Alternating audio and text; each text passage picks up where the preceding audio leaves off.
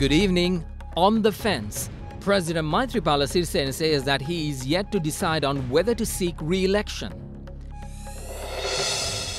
Everything is better now. Prime Minister Ranil Wickremesinghe says the UNP has improved the state's ability to function in a free and fair manner. More strikes.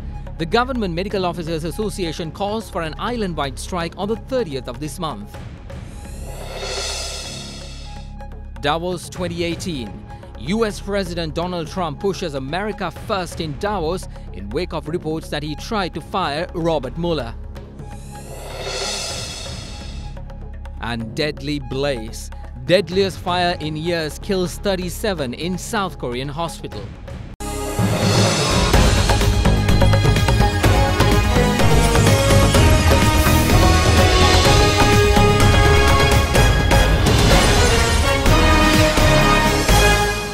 Once again, a very good evening and welcome to First at 9 on Derana 24/7. In the next 30 minutes, I'll be taking you through the biggest stories from Sri Lanka and from around the world.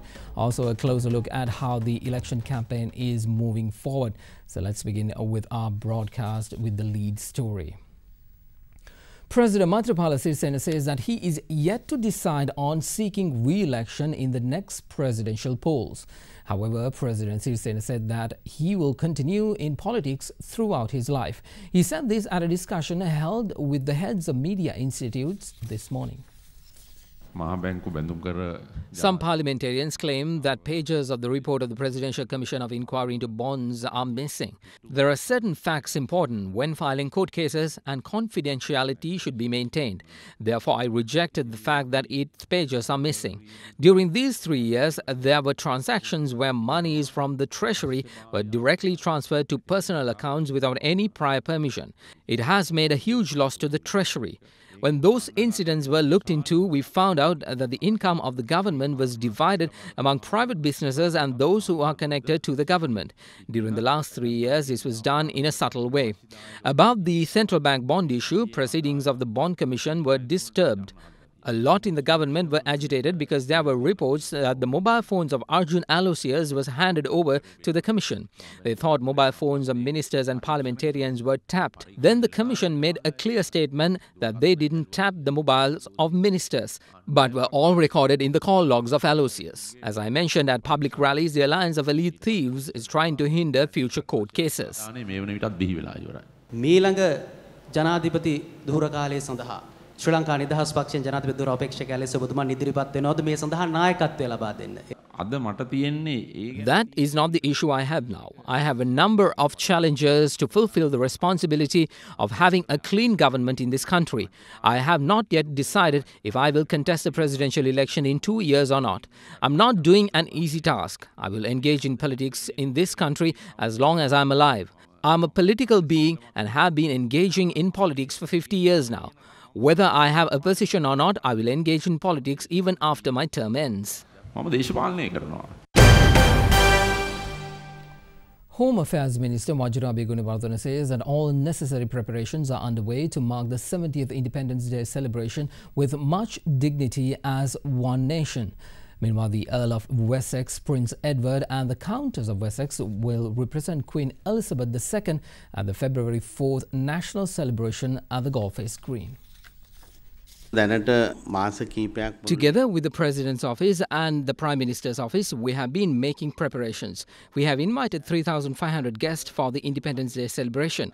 We would like to make a special request for the state sector as well as the private sector and all residents. Please hoist the national flag from the 1st to the 7th and stand up together as one nation.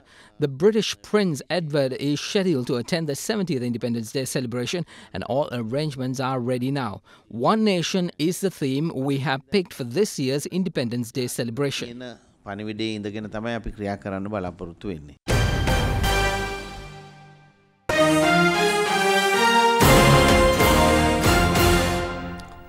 Let's get you the latest on the election. President Maithripala Sirisena says the country's economy, export business and industries have collapsed during the past 3 years under UNP purview. He said this addressing a public rally in Gampaha today. A public rally of the Sri Lanka Freedom Party aiming the upcoming local government election was held in Gampaha today.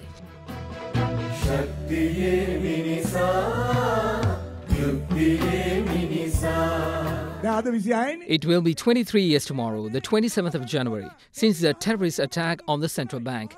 And it is 3 years since the Elephant Party attacked the central bank. When the tigers attacked, the entire building came down. But when the elephants attacked, everything was destroyed. The economy is destroyed now. The president didn't wait doing nothing. The problem for them is that bold steps are taken by the president. He appointed a bond commission. We have problems in the economy. When I said I will take over the managing of issues of the economy through the National Economic Council, those in UNP were agitated. I asked them if they do not feel the cost of living or the prevailing prices of goods. Hasn't the rural economy collapsed? Aren't local industries, exports and agriculture failed? I clearly state that I will take over now. I let them freely engage in those activities for 3 years. I will take over solving these issues after the elections. Every vote against the beetle leaf or hand is a vote to strengthen corrupt politicians of this country.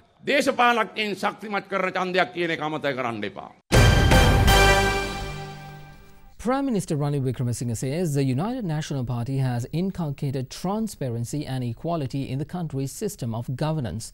He made this remark addressing a United National Party rally in Maharagama today. The United National Party held a public rally in Maharagama in order to garner support for the upcoming local government election. The rally was held under patronage of Prime Minister Ranil Wickremesinghe.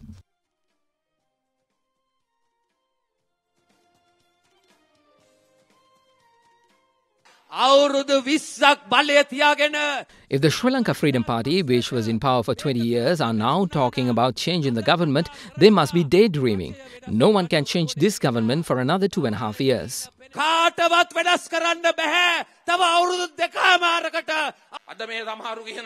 Some say that after this election, the government will be toppled. Friends, we have not even begun our work. We wish to say that we are not willing to sacrifice the people's mandate we received on the 8th of January. Remember that.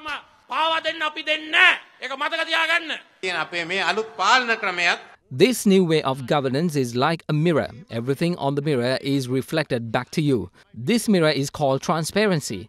What you can see through this mirror is the freedom that the citizens of this country asked for. Isn't the law more equal than before? Isn't the police more fair than before? Isn't the judiciary more independent? I appeared before the Bond Commission to testify because we do not need to be afraid to offer clarification. Has the Prime Minister ever appeared before a commission? Has a Prime Minister ever allocated his time to appear in Parliament once a month so he can be questioned? Therefore, I request that you cast your vote to the UNP on the 10th of February.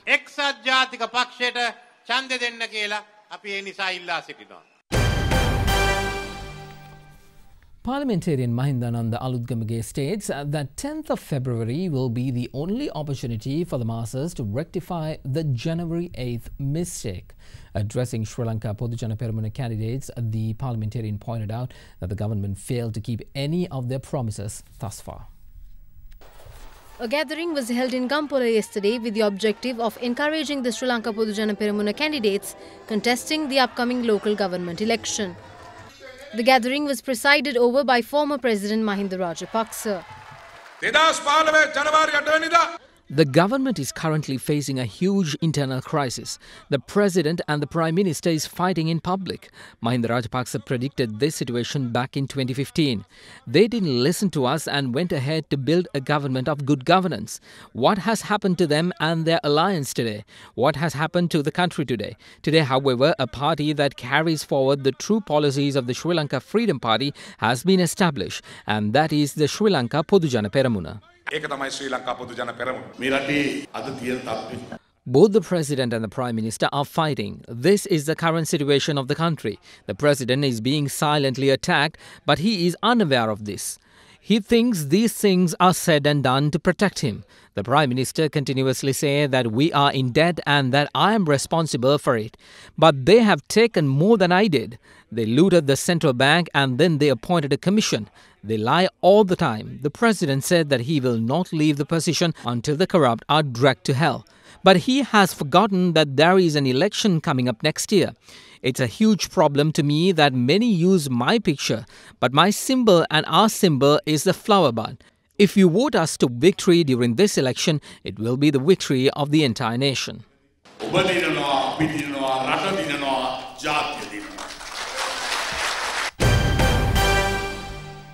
Well, civil organizations attached to the national discussion Inception of Change says people's expectation from the January 8th election can only be fulfilled by the Janatha Vimukti Peramuna.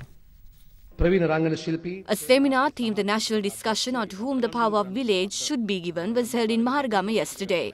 A number of scholars, artists and JVP politicians participated in the discussion. We have no other option today. If we wished for change during the January 8th transformation, that path could be achieved now only through the Janatha Vimukti Peramuna.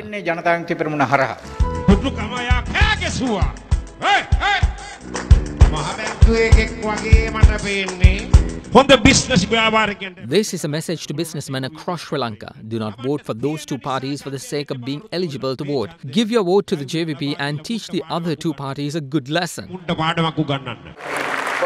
The keynote speech was delivered by leader of the JVP, Anukumara Disanayaka. They are destroying a wealth more than you could imagine. They took over Sri Lankan Airlines in 2008 and losses incurred during the period between 2008 to 2017 is 1.2 trillion rupees. However, during this period, only 5 billion rupees was allocated to the Sri Lanka Transport Board. 10.2 billion was lost to the country due to the hedging deal.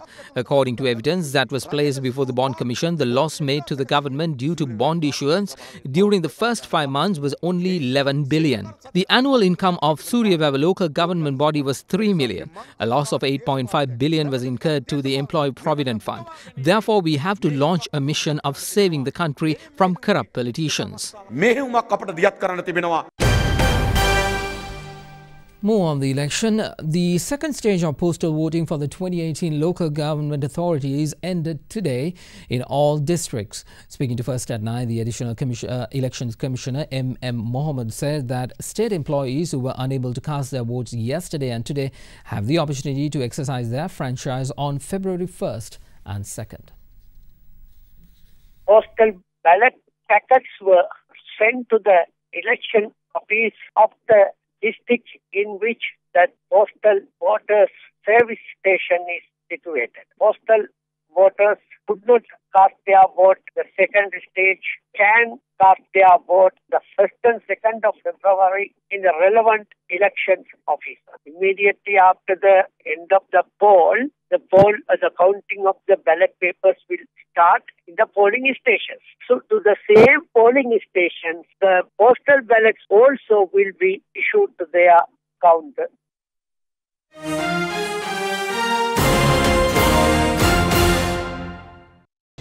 You are watching Sri Lanka's award-winning news channel, Derana 24/7.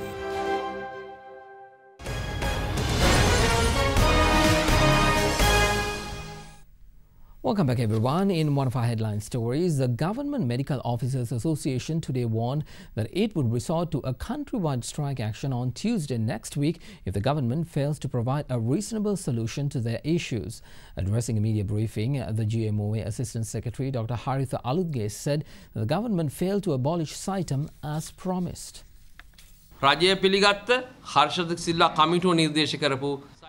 The government should issue the Gazette notification on the abolishment of SITEM, recommended by the Harsha De Silva Committee. Although they said that they will give a decision on the 31st of December 2017, it seems like the day hasn't dawned yet for them.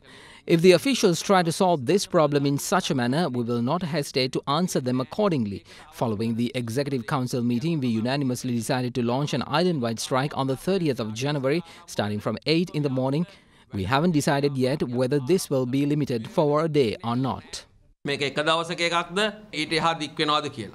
Meanwhile, views were expressed over the protest march organized by the Inter-University Students Federation yesterday.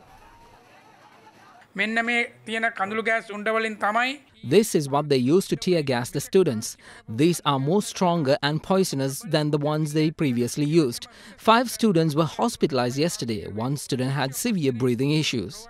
හුස්ම ගන්න බැරි තත්ත්වයේ දැඩි අපහසුතාවයක් වුණා. එක ශිෂ්‍යයෙක් ඉන්නවා.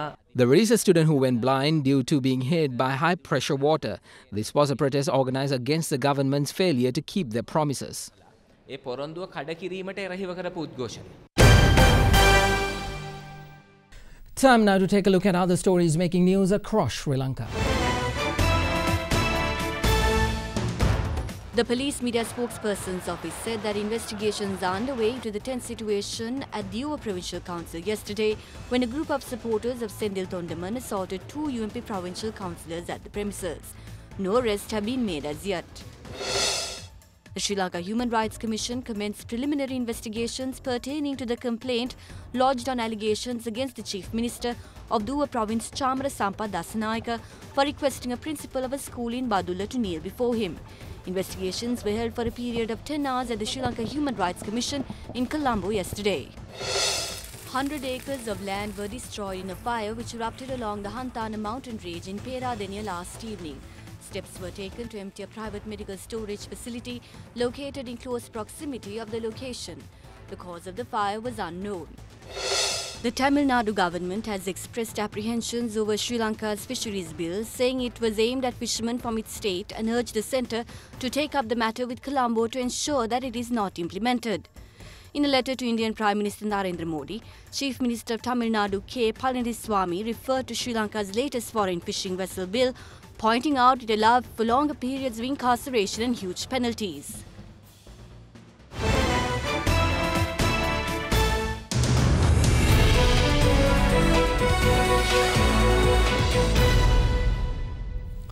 Let's move on to business news now. State Minister of Finance Derana Vikramaratne says Sri Lanka has to find creative ways to be competitive in the largely evolving global trading platform.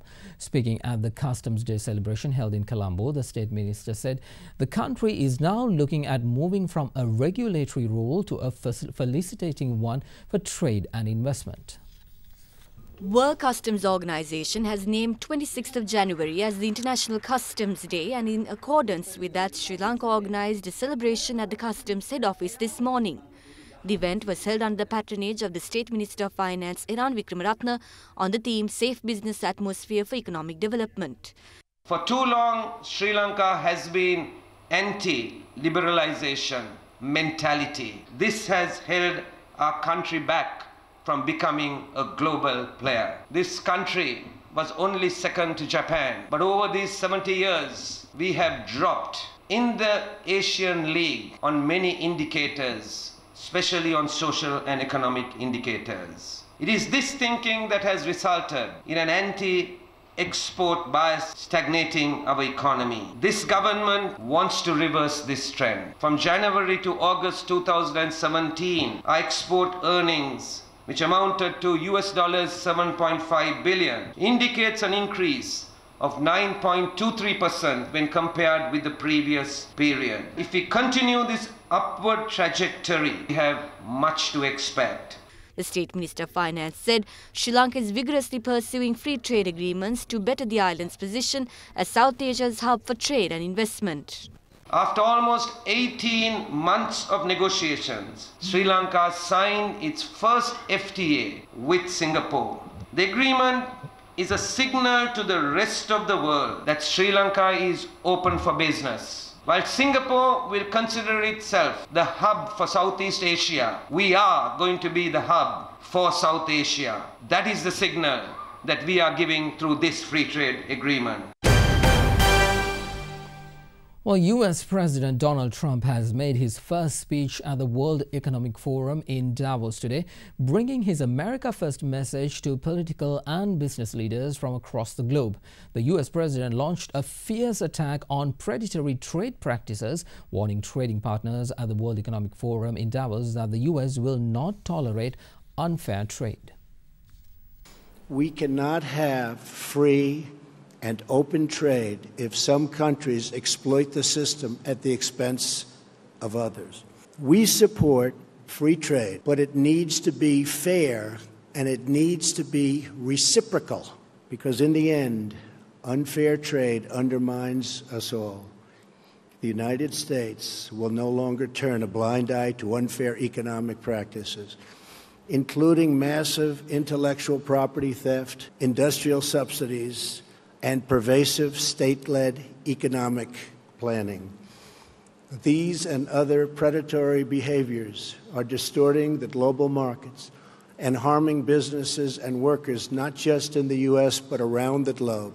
We will enforce our trade laws and restore integrity to our trading system. Only by insisting on fair and reciprocal trade can we create a system that works not just for the U.S., but for all nations.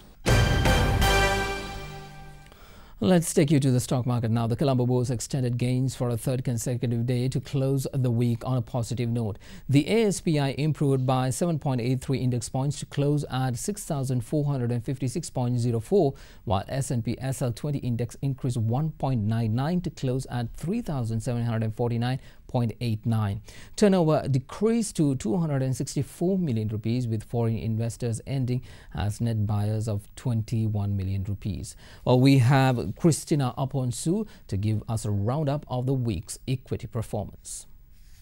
During the week, ASPI gained 0.2%, while the S&P SL20 increased by 0.4% for the week. This was mainly due to price gains in counters such as Ceylon Tobacco Company, Dialog Axiata, and John Keys Holdings. The average daily turnover for the week was down from last week to 801 million rupees. Diversified sector recorded the highest sector turnover during the week, whilst the second highest was seen in banks, finance, and insurance sector. Foreigners remained active during the week, where foreign purchases accounted for 76% of the total weekly turnover. A net foreign inflow of nearly 1.4 billion rupees was recorded for the week. This resulted in the year-to-date net foreign inflow to increase to 4 billion rupees. Out of the weekly turnover, block trades accounted for 65%, which was higher than last week.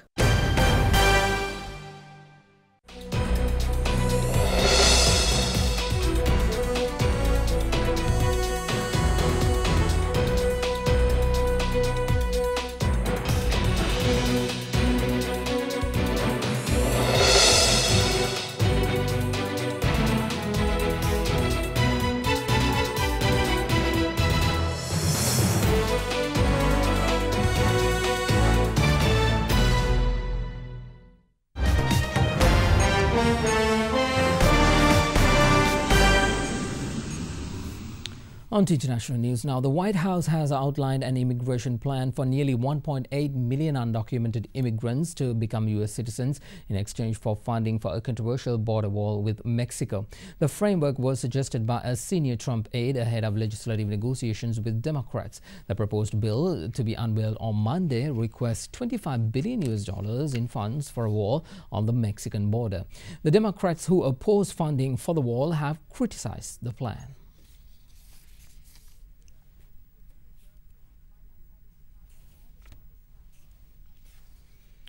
Well, according to testimony to Congress, Facebook said that Russian agents created 129 events on the social media network during the 2016 U.S. election campaign, shedding more light on Russia's purported disinformation drive aimed at voters.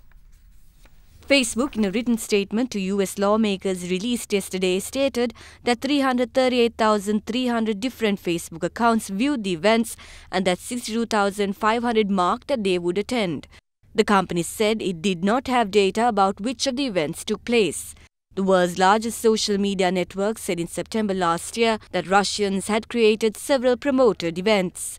Copies of the event pages that have surfaced since then show that at least some of them were political rallies centered on divisive subjects such as immigration. Russia denies the conclusions of U.S. intelligence agencies that it tried to meddle in American democracy, while Trump denies any collusion, describing investigations by congressional panels and a special counsel as a witch hunt. Facebook delivered the details to Congress this month in response to written questions from the U.S. Senate Intelligence Committee. At least 39 people have been killed and more than 70 injured in a fire at a hospital in South Korea. Hospital medical staff, including a doctor and a nurse, are among the victims. The blaze is thought to have started in the emergency room at Sejong Hospital in the southeastern city of Muryang. About 200 patients were inside the building and an adjoining nursing home at the time. It is South Korea's deadliest fire in almost a decade, and the toll is expected to rise, with several of the injured in critical condition. Firefighters told media that the victims appear to have died from smoke inhalation and the cause of the fire was not yet known.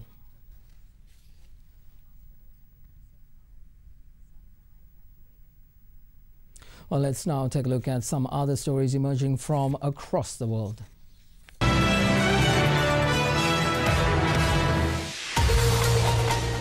Thousands took to the streets on Australia Day today to protest against the celebration of the start of white colonisation and persecution of Aboriginal Australians 230 years ago. January 26th marks the anniversary of the first British settlers landing in Sydney Cove, New South Wales in 1788. 3 Western European intelligence sources said North Korea shipped coal to Russia last year, which was then delivered to South Korea and Japan in a likely violation of UN sanctions. The UN Security Council banned North Korean exports of coal on August 5th last year. Growing concerns about a possible nuclear war and other global threats have pushed forward the symbolic doomsday clock by 30 seconds to just 2 minutes before midnight. The clock, created by the journal in 1947, is a metaphor for how close mankind is to destroying the earth. More than 11 billion items of plastic were found on a third of coral reefs surveyed in the Asia-Pacific region, and the figure is predicted to increase to more than 15 billion by 2025. Scientists say plastic is one of the biggest threats to the future of coral reefs after ocean warming. NASA launched a rocket carrying a mission yesterday to study the so-called Bode area where the Earth's atmosphere meets space from Kourou, French Guiana. The mission is known as the GOLD mission, which is an acronym for the Global Scale Observations of the Limb and Disk.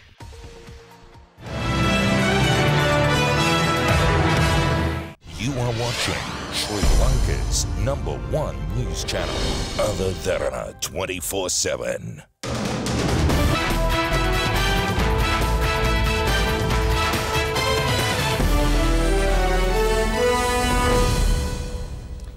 On to sports now. The Sri Lanka Schools Rugby Award ceremony took place last evening, felicitating all achievements during the season of 2017. Chamuth Fernando of Isipatana College bagged the Schoolboy Rugby Player of the Year award. The Schools Rugby Awards 2017 was worked off last night to felicitate teams and players for their achievements during the concluded season. The season saw nearly 100 teams partaking across 3 divisions. Team awards and individual awards were given to the top performers of the past season. Chamuth Fernando of Isipatana College was awarded the Schoolboy Rugby Player of the Year. Abid Khad of St. Thomas College bagged the award for the Most Popular Schools Rugby Player, while St. Thomas were awarded the Most Popular Schools Rugby Team. Isipatana College was awarded the Division 1 runners-up of the championship. Royal College Colombo bagged the top prize, winning the 2017 Cup Championship. A bit of tennis now. The Australian Open, Croatia's Marin Cilic paved his way to a title clash, defeating his opponent Kyle Edmund at the first semi-finals held at the Rod Laver Arena in Melbourne yesterday. World #1 Simon Halep booked a spot in the final, beating Angelique Kerber. Halep will play against Caroline Wozniacki in a daunting finale scheduled to be played at the Rod Laver Arena tomorrow. Marin Cilic overpowered Kyle Edmund 6-2, 7-6, 6-2 to become Croatia's first Australian Open finalist at a thrilling semi-final yesterday. Sealing the match with an emphatic serve, the 2014 US champion will bid for his second Grand Slam title against the winner of the match between Roger Federer and South Korea's rising star Chang Hyun. Denmark's Caroline Wozniacki brushed her way to the Australian Open final for a first time with a 6-3, 7-6 victory over Belgian Elise Mertens yesterday, giving herself another shot at winning a maiden Grand Slam title. Meanwhile, world #1 Simona Halep of Romania battled past Angelique Kerber to reach her first Australian Open final with a 6-3, 4-6, 9-7 victory yesterday.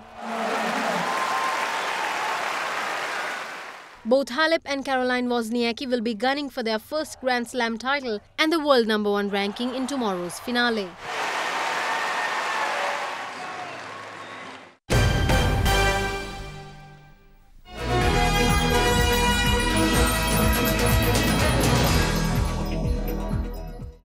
If you're a fan of Meryl Streep and the show Big Little Lies, this is going to be exciting news.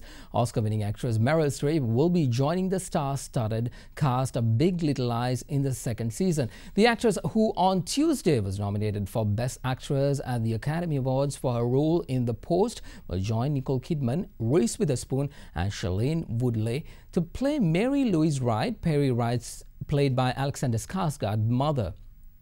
Well, since its release in early 2017, Big Little Lies has garnered a slew of awards, including Golden Globes, Emmys and SAG Awards. The show, based on the novel by Australian writer Leanne Moriarty, is executive produced by both Kidman and Witherspoon.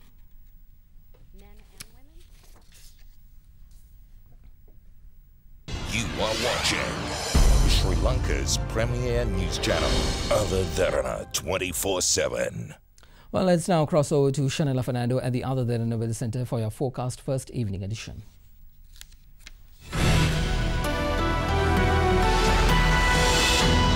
A very good evening and welcome to Forecast First. Your temperatures for tomorrow are to vary between 19 and 29 degrees Celsius, with the lowest temperatures yet again expected in the Central Hills. Well, looking at the map, a low pressure zone will form from the southern half of the island and will gradually disappear. Well, the sun will be very welcoming in many areas including Jaffna, Anuradhapura, Mena and Trincomalee. But it will not be the same case in Matara, Galle and Hambantota, as they can expect some wet weather. That's all we have from the Weather Centre tonight. Up next is your city by city forecast.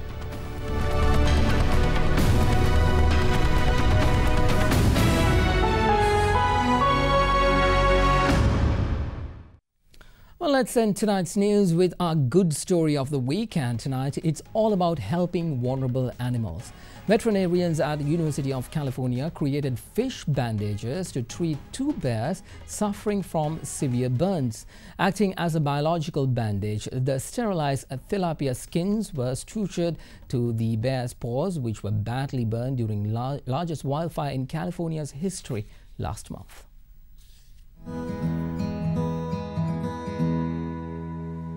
UC Davis Veterinary Medical Teaching Hospital Chief of Integrative Medicine Service, Dr. Jamie Payton, got the idea from reading about a team in Brazil who used fish skins to treat human burns. According to the doctor, Payton's treatment of the bears was the first time such a procedure has been done in the US. Nothing is more rewarding than when you take an animal that won't walk because she's so painful, and we try a new therapy. I put those bandages, the tilapia skin on her feet, and right after we got done and she woke up, she stood up for the first time and was able to walk. Payton said she hopes the bear's recovery will lead the way for fish skins to be used in a wider capacity, both for animals and humans suffering from burns.